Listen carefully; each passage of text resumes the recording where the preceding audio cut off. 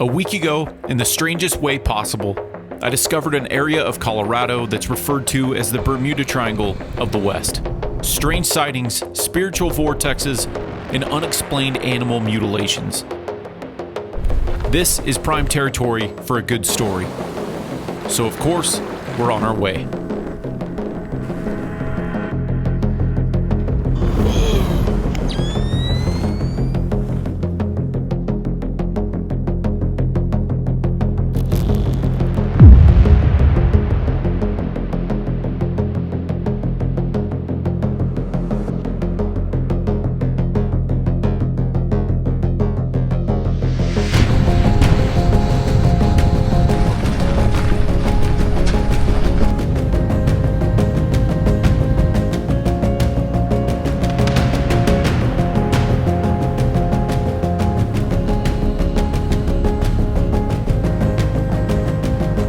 Towards the Great Sand Dune National Park, which obviously is a cool place anyway. We've been there before.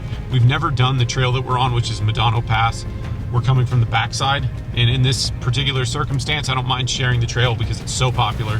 It's literally the only trail that goes in and out of the national park. We had not planned on bringing the truck out this direction this year, but after last weekend, I quickly changed my mind on that, and that's because Natalia went to New Mexico with a friend, and on their way back, of all places, they camped at the UFO Watchtower, and Natalia FaceTimed me, and she was seeing something floating in the sky out there. Almost in this video too. Dude. What is it? It's not moving. Sometimes it looks like a circle, sometimes it looks elongated. Nobody's looking at this. And I'm so confused. There's only like people over there and people right there. There's only 3 campsites We being literally used. just pulled in. I got out of the car and noticed it. It did not move at all. I don't know, it was wild looking. And so then I started going down a rabbit hole on that, and there have been UFO sightings here since like the 50s or 60s. So naturally, right away, I was like, okay, well, it looks like we're planning a trip to go down that direction because it's a good excuse.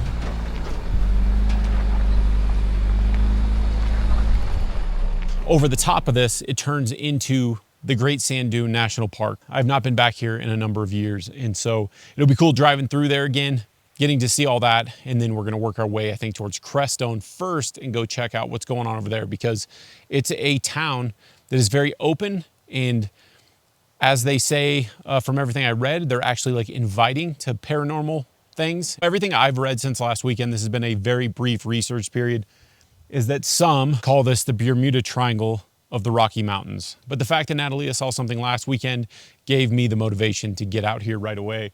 Not that we're gonna see exactly the same thing she saw, who knows? But there really are a bunch of sightings that date back quite a ways. So it'll be interesting to see what we can find. Maybe we'll even talk to some people about what is going on around here. All right, well anyway, we're gonna make our way down the trail and see what we can find. The times we live in are some of the strangest in history. The rabbit hole grows deeper and the truth gets blurrier by the day. The question is any of this new at all, or have mankind's oldest tales tried to teach us about it all along? Let's leave our skepticism behind for a short time and dive into these strange stories right here in Colorado.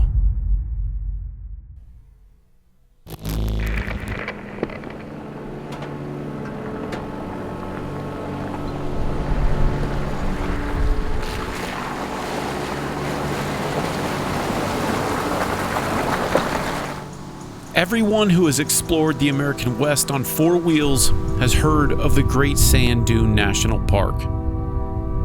And if it's not on your top 10 national parks to visit, it should be.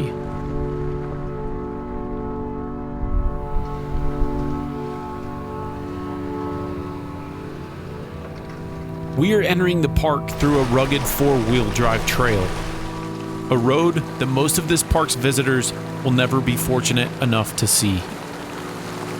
It is certainly a hidden piece of this truly incredible place.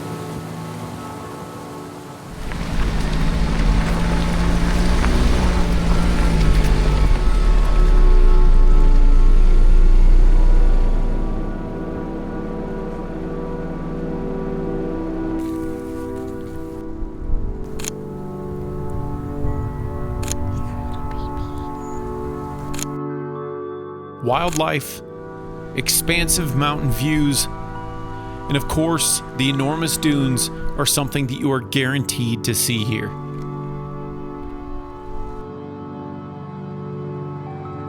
But at least this time around, we're more interested in something else entirely.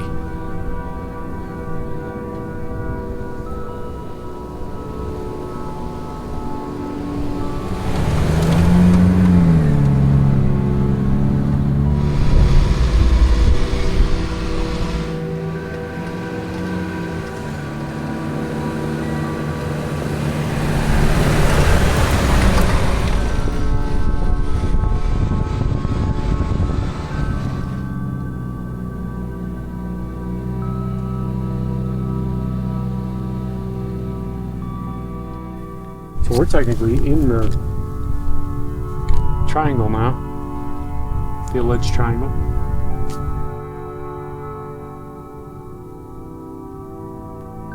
When you visit the sand dunes, you will look at this place in awe. There's something quite special here, and we are certainly not the first to notice it. There are legends in the dunes that go back hundreds, if not thousands, of years. The Great Sand Dunes and the towering 14,300-foot Blanca Peak draws a crowd every year due to its incredible beauty. But this place wasn't always just a park. Native American tribes believed the San Luis Valley was one of the sites of Sipapu, which is the portal where the first people emerged from the underworld and into this one. Some tribes believe they shouldn't stay near the dunes at night, as the veil between worlds is thin and must be respected. There's a legend of Spanish monks and soldiers in the 1600s that were exploring the San Luis Valley, and as the story goes, they were paced by lights in the sky. Lights that would speed away in an instant. In the 1800s, miners began to move into the area, and stories of dancing balls of fire following them began to spread. During this time, the nearby Ute and Apache tribes allegedly believed that the Star People were visiting. Early settlers became fond of the area, but ultimately it became a target for mining and concrete production operations. It was largely due to the philanthropic educational organization Sisterhood who fought this off and led to it becoming the Great Sand Dune National Monument in 1932. Because of this, it became an increasingly popular tourist attraction, and strange sightings and stories only increased from there. Somewhere around the 1950s, there's a photo taken of a white light over the dunes. I can't verify the authenticity of that photo. What I could find was an article on CIA.gov from 1967 about two teenage boys who photographed lights over the dunes after 1 a.m. They wrote that the lights were 50 times larger than headlights that they saw in the distance, and that the experience was frightening, particularly when it came towards their car.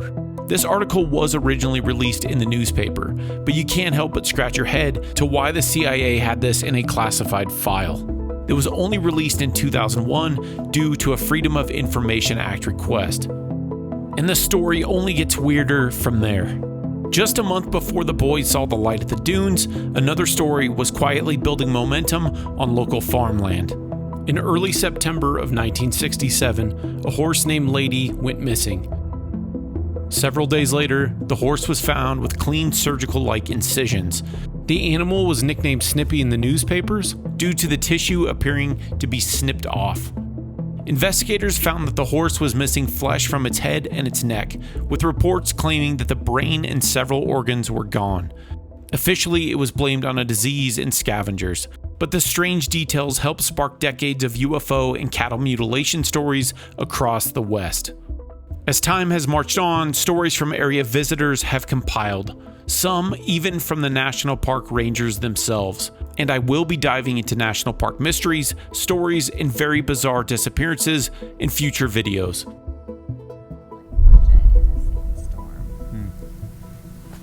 And it might just be like on here too.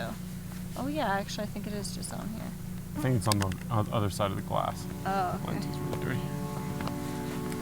That's what I was saying earlier. When we get to camp, I'm gonna have to clean your shit. Somebody's got to.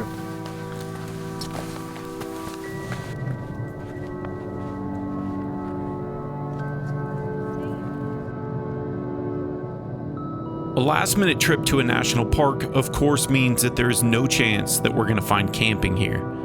But primitive camping is more of our style anyway, and on the maps I spotted some nearby BLM land where we can call home for the night.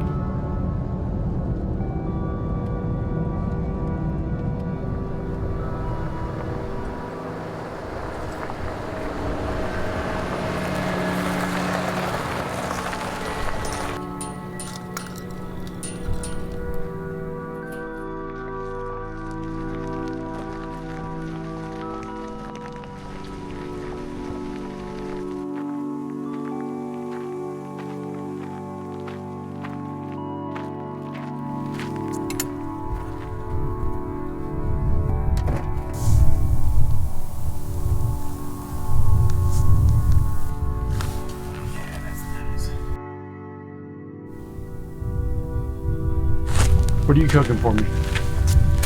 What's all this? Whatever you're cooking for me, babe. That's what I'm cooking for you. So I can take the propane down anyway.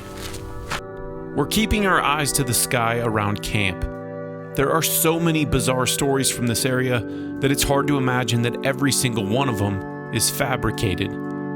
Perhaps what Natalia caught on video last week has a prosaic explanation, but it's still fun to look up and wonder.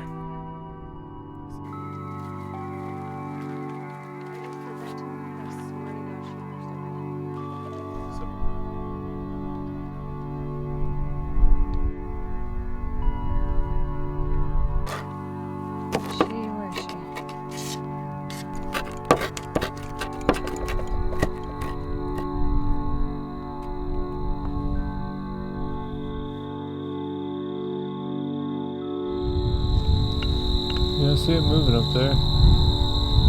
Something moving up there.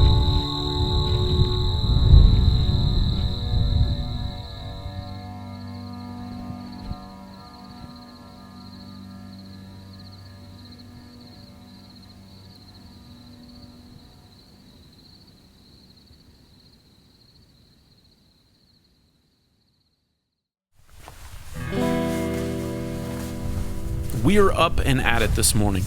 The forecast is calling for wildfire smoke to be blown in the next 24 hours. So we need to get a jump on things and head to the next focal point of this story. And this little town got me particularly excited for this trip.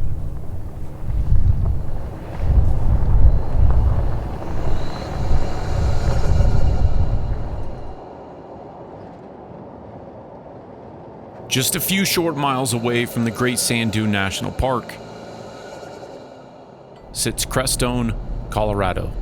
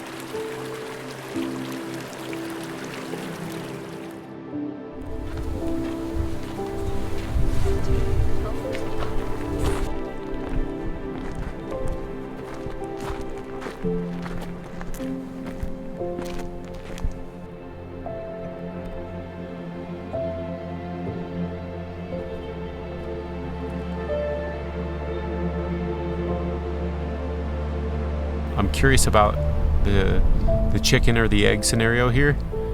If this was a spiritual center first, or if all the weird sightings were here first. But whenever I see stuff like, what is this called again? A stupa? It's like one of those things that I don't think they just choose any place and put these things up. There's like some sort of a meaning to it, which is Very interesting to me. There's so many spiritual centers here. So many different ashrams, so many different retreat centers, so many different things. And there's also a lot of native things here that all speak about this place being very much a like vortex, spiritual hotspot. And then does that just bring the like paranormal hotspot as well? Yeah, we just talked to a guy who lives here half the time, and I asked him if he sees anything weird up here, and he was like, yeah, we see a lot of weird stuff in town. He's like, but UFOs and all that? He's like, no. But the thing is you saw something last weekend, which is like the most fascinating part. I seriously, until last weekend, I thought that was a whole gimmick. I didn't know that people saw stuff out here. There are a lot of people that see stuff out here, apparently. Well, and he said that he hasn't. He hasn't. But he definitely emphasized that he hasn't, as if like he knows people that has or other people have or something like that. And then there's a UFO and sightseeing tour that happens right in the middle of town, and it's a dark sky town, so I guess people have seen plenty of stuff right in the middle of town. They even talk about like maintaining the sacred space on that site, which I honestly really love, because this place does feel really peaceful and sacred. It does feel really good here. Yeah. It's no surprise that there was a cult here.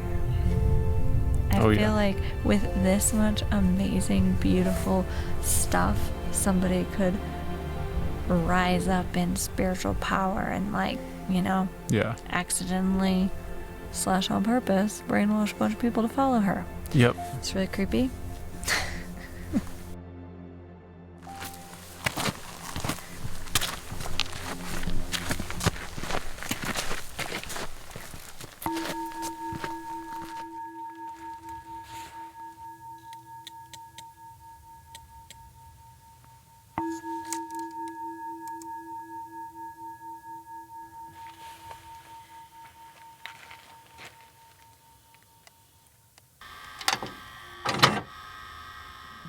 This video is proudly sponsored by Onyx Off-Road. It may be obvious that this software can help you easily plan your off-road excursions, but it can also help you on the pavement in between the dirt tracks. Onyx Off-Road has the ability to give you voice navigation when you hit the road. I used it to plan the entirety of this trip without the need to download maps anywhere else. Scan the QR code or click the link in the description for 20% off so you can plan your next trip on your phone, your tablet, your desktop, or even your vehicle's infotainment system. This is a camping adventure channel, and most of my videos are focused on me getting out into remote places, usually to look up at the night sky. But I understand a lot of you who are here for this kind of video may be less interested in the trucks and more interested in the weird. I'm very excited to introduce the Wander Weirder merch line for all of my fellow adventurers who like to dive into weird stories like me. This design is 100% hand-drawn by my talented friend Connor Ward, and you can't get it anywhere else. Help support the channel by checking out the Independence Overland merch store. Don't forget to look up, and let's get back to the video. Okay, and we cannot go through Crestone and the Bermuda Triangle of the Rockies without talking about the cult that this town has around its name. Beyond the Great Sand Dune National Park, just a few miles away, we have found ourselves in the heart of Crestone, Colorado. Crestone and its surrounding mountain ranges are rich with tales of Spanish explorers and lost treasures, but also with lore of high alpine caves that were believed to hold spirits by the native tribes. Like most Colorado towns, the early days of Crestone were the target of mining operations, but was largely abandoned in the early 1900s due to dwindling profits. Flash forward to the 1970s when the town's spiritual renaissance began. United Nations official Maurice Strong and his wife Hannah Strong bought thousands of acres of land in the San Luis Valley. Soon after, Hannah was visited by a mystic who spoke of prophecy, that she was meant to turn the land into a gathering place of the planet's spiritual traditions. She went on to donate the land to this very goal and has been very successful with her life's work. Beautiful temples were built while other stranger belief structures were drawn in. The now famous Amy Carlson found her way to Crestone, eventually creating the Love Has Won cult. Our guest today calls herself Mother God. She is a leader of an organization called Love Has Won. I was Marilyn Monroe, Joan of Arc, Jesus. Amy claimed that she was in constant communication with the Galactics, which was a long list of celebrities, including some that are still alive to this day, such as Donald Trump. As bizarre as this sounds, she had followers that believed in every word that she said. Love has won! Yippee, everybody! Oh my gosh! And I will tell you, she is the absolute brilliant, kindest, sweetest being. Our light workers, battle me! If you're not connected to me, you're out. In 2021, Amy Carlson died of a combination of chronic colloidal silver ingestion, anorexia, and alcohol abuse. In her final days, she mentioned to her followers at times that she made the whole thing up and needed a hospital. Her comments were completely brushed off by followers because they were so convinced that she was a supernatural being. Her mummified remains were discovered at their home. Mother is in rest. Okay. She has rested. Go ahead and go. We're going with them, please. Okay, share with you. James. Okay, Jason. Yeah. This is a very bizarre and sad case of mental illness, but since I'm covering strange and unusual occurrences in the San Luis Valley in this video, the Love Has Won cult certainly fit the criteria. Crestone is an overwhelmingly positive place with a few shady characters that have tarnished its name. But this is absolutely a town that we will come back to visit again. There are a lot more stories here just waiting to be told. Cult stuff is always just so weird, man. The fact that people can latch on to some of these crazy kinds of ideas, it just shows how impressionable we are. And you know, there's a lot of wild ideas out there. We're out here because of UFOs. So, I mean, what can you say?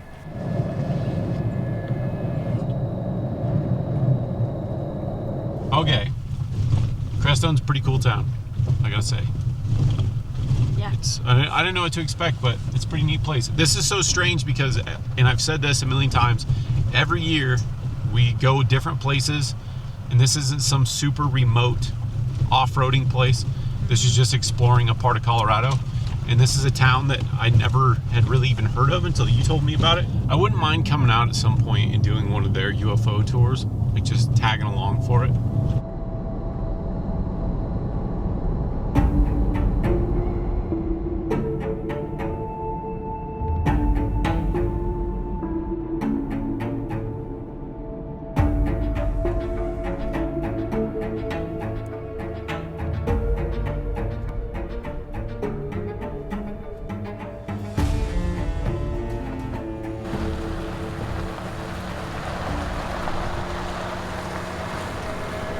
It's been a while since we've camped at a place that is paid camping, especially in a place like this.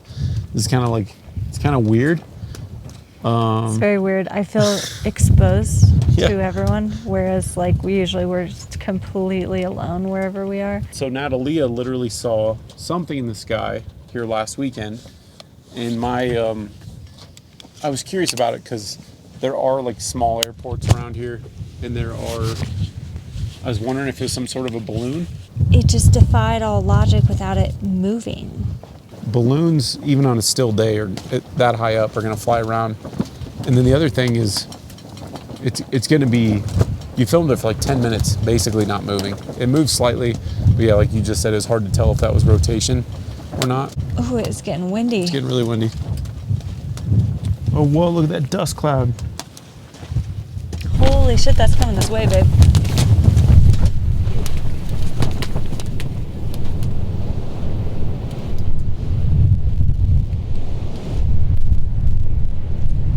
Oof, it's really windy. Very hard on that door. There's a sandstorm literally all across there. Look at that. We're sitting it out because the awning and stuff is about to take flight, and there's rain blowing in sideways, so we're just waiting all that out before we go check out the actual UFO Watchtower, because I do want to go over there and check that out. Looks kind of fun. What it is it's a giant geocache. Yeah. No, for real. Like you go and you leave something that you have in your car, which is probably trash, but like last time I left a messed up set of sunglasses. Oh, really? I put them on one of the little UFO guys. We'll see if it's still there. Nice. A UFO guy. Proper terminology for non-human intelligence. The UFO guy. Mm-hmm.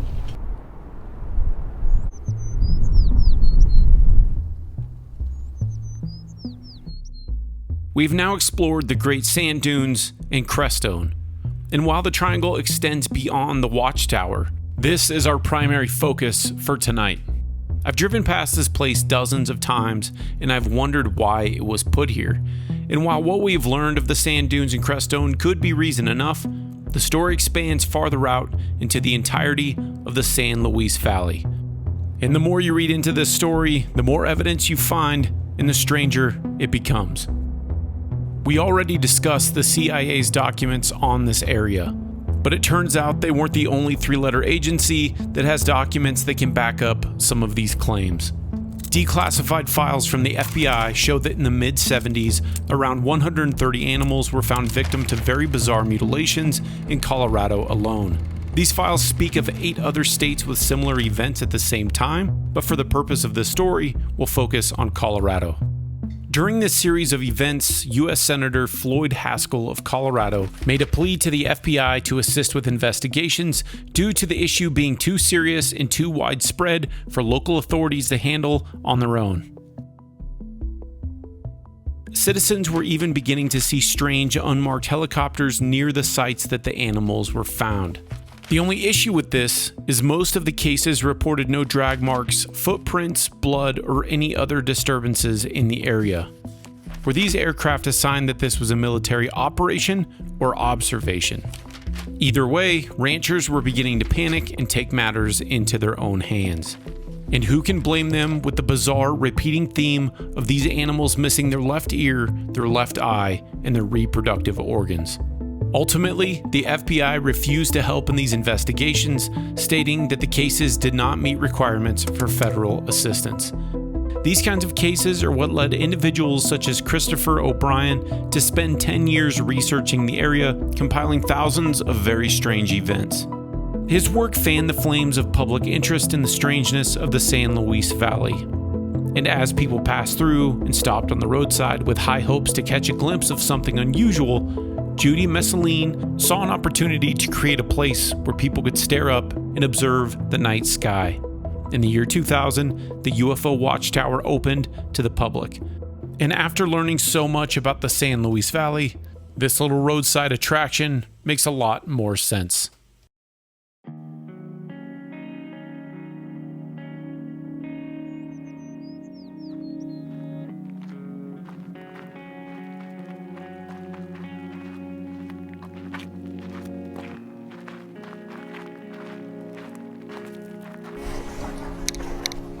Get the bunny, get the bunny. Oh, he's gone. Kelly put this green glove on this guy. I'll have to bring my peace offering later. Somebody put a Polaroid camera in here. There's some cool stuff.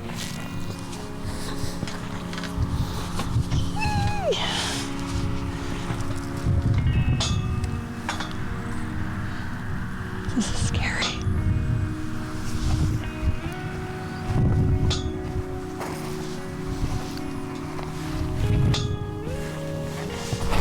All right, so we are messing around out here in the, what'd you call it? It's a giant geocache. A geocache, and then you, Kelly called it And a community art project. Everyone adds to this trash art. My sunglasses I put on him fell off. Oh, the great sacrifice. Do I look just like him? You look just like him. Blend right in with his knobby knees. Look at those knobby knees you got. Hey, just like don't me. make him a knobby knees. Not responsible for accidents or abductions. Oh yeah, you're on a giant grounding mat. Yeah.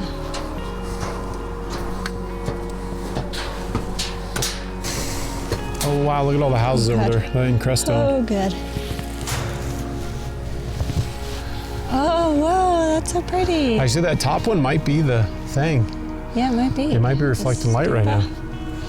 Yeah, these might be the stupas over in Crestone reflecting light, because there are a bunch of them all up that hill. It's actually not that tall, but it's actually kind of cool. It is cool. You can see all the mountains. We hated on it before, taking it back. Taking it back. It's pretty sweet. It just doesn't look that high because it's not that high, but you can see uninterrupted views of everything, which is beautiful. Yeah, it's very cool. And then of course, because of that, you have like the full sky. This is like a huge sky view. We're gonna come back up here after the sun goes down and bring the night vision up, and then we'll really check out the tower, because this is pretty sweet. You're just slightly elevated, but I don't know, there's something to it. There's something to it. That's definitely wind blown.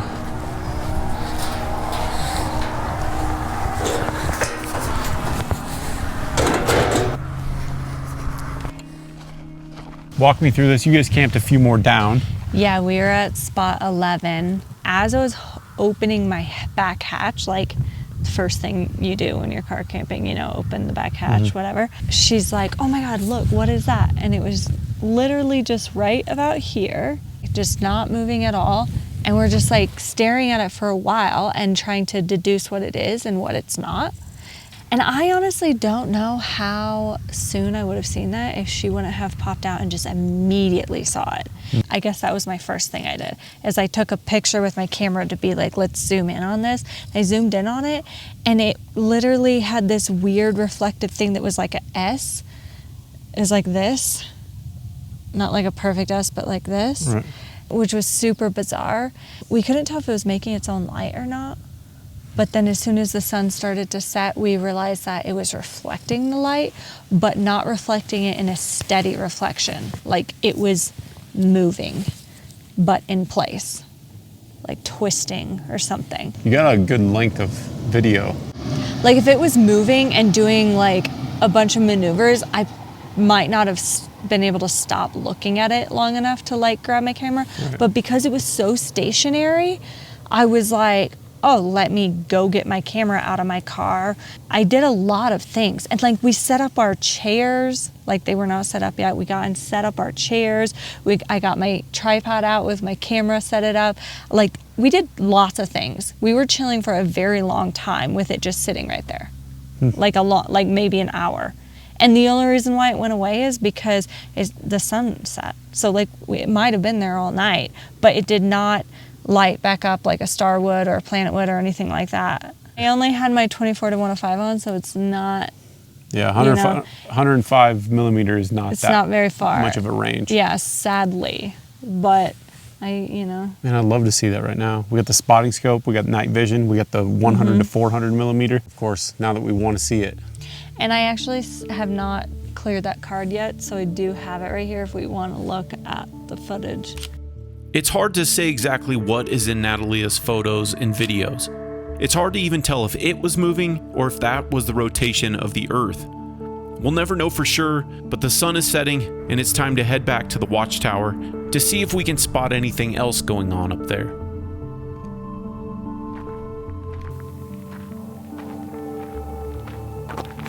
Yeah.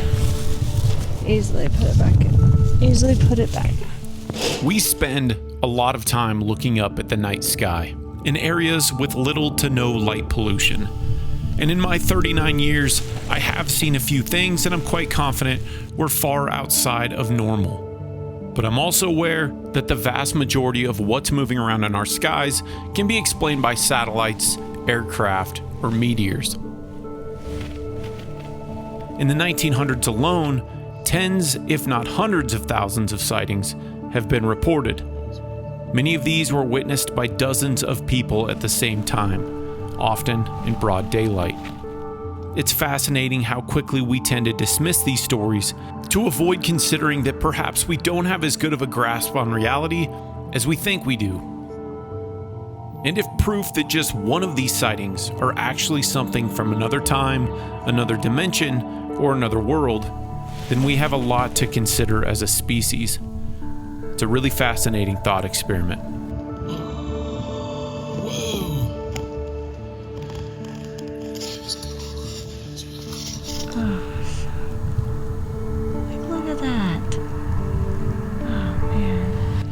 We've seen some pretty cool shooting stars. They were very timely. This is a pretty cool campsite. This is a spot that I've driven by a bunch of times, and I've always thought it was super stupid because it just looks like a junkyard. But this is actually, like, as far as paid camping goes, it's really pretty. But all in all, I mean, it's kind of a fun place to camp, I gotta say. Yeah. I'm cold and this moon's washing our sky out. Before our night here ends, we have to take advantage of having this entire place to ourselves in the dark. Oh yeah, adds a whole new depth when you come out at night. He's right here. He's not moving. Yeah, probably thinks we can see. Oh, it's a kangaroo rat, isn't it?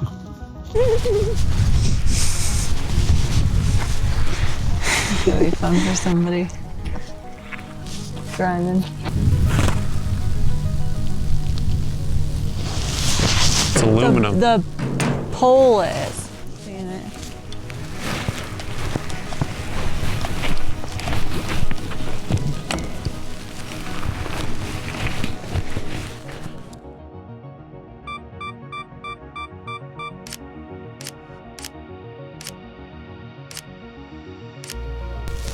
Okay, there's gotta be some cute ones in there. All right, well, we had to come down and take photos with the UFOs and the aliens at night with the specialty lights. That was definitely a lot of fun. Yeah, it was. But now it is cold. It is cold. It's time to retreat to the truck, climb in the back of that thing. It's a mission successful. Mission successful. This is seriously a fun place to camp. Yeah.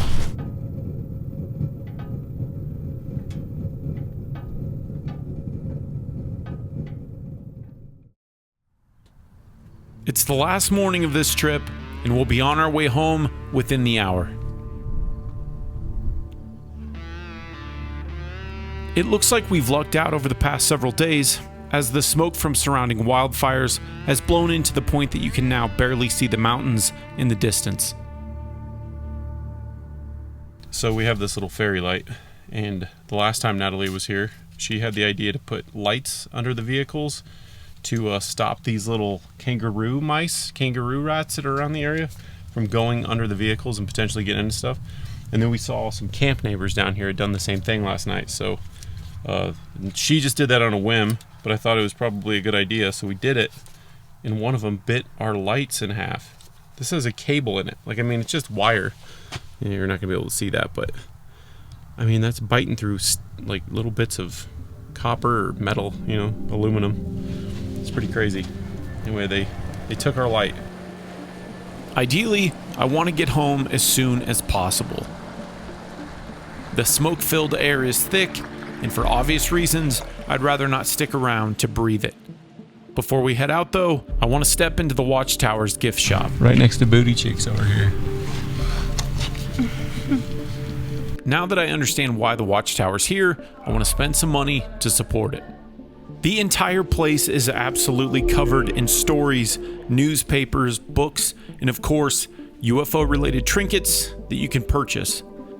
But because of my limited research prior to embarking on this adventure, I had no idea what was hiding in the back of the building. The actual skeleton of no other than Snippy the horse. This horse is a fascinating piece of the San Luis Valley mystery, and it's incredible that she's been preserved so people like us can come and see her.